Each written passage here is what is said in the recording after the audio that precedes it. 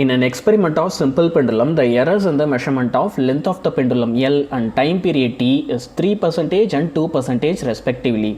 The maximum percentage error in the value of L divided by T square is.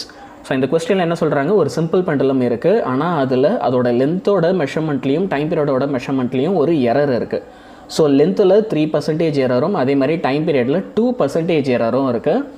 இங்கே maximum percentage error L divided by T square அப்படின்ற டேர்முக்கு என்னவா இருக்கும் அப்படின்னு கேட்குறாங்க. So first அந்த L divided by T square அப்படின்ற term அது எங்கேருந்து வருது அப்படின்றத பார்த்துருவோம். அதுக்கு நம்ம ஒரு சிம்பிள் பெண்டுலத்துடைய டைம் பீரியட் ஃபார்முலாவே எடுத்துக்க போகிறோம். T is equal to 2π root of L divided by G. இப்போது இந்த ஃபார்முலாவை நம்ம ரெண்டு பக்கமும் ஸ்கொயர் பண்ணால் அப்போ T square is equal to 4π square L divided by G அப்படின்னு எழுதலாம். இதில் acceleration due to gravity G இருக்குது இல்லையா, அதை நான் லெஃப்ட் ஹேண்ட் சைட் கொண்டு வந்துடுறேன். மீதி எல்லா டேர்ம்ஸையும் நம்ம ரைட் ஹேண்ட் சைடில் எழுதலாம். அப்போ 4π square into L divided by T square அப்படின்னு சொல்லி ஒரு ஈக்குவேஷன் கிடைக்கும். இப்போது இந்த ஈக்குவேஷனை வச்சு தான் நம்ம என்ன செய்ய போகிறோம் அப்படின்னா பர்சன்டேஜ் எரர், மேக்ஸிமம் பர்சன்டேஜ் எரரை கண்டுபிடிக்க போகிறோம். இதில் 4π ஸ்கொயர் அப்படின்ற டேர்முக்கு டைமென்ஷன் கிடையாது. அப்போ மீதி ரிமைனிங் என்ன இருக்கும், L divided by T square. கொஸ்டின்லேயும் அதுக்கு தான் டைமென்ஷனை கண்டுபிடிக்க சொல்லியிருக்காங்க. So del G divided by G is equal to del L divided by L plus 2 into del T divided by D.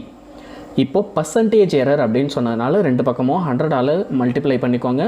And del L divided by L into 100 அதோட value தான் கொஸ்டினில் 3% அப்படின்னு கொடுத்துருக்காங்க. அதே மாதிரி del T divided by T into 100 அதோட value 2%ன்னு கொடுத்துருக்காங்க. So அந்த கரஸ்பாண்டிங் வேல்யூஸை அங்கே நம்ம சப்ஸ்டியூட் பண்ணிக்கலாம்.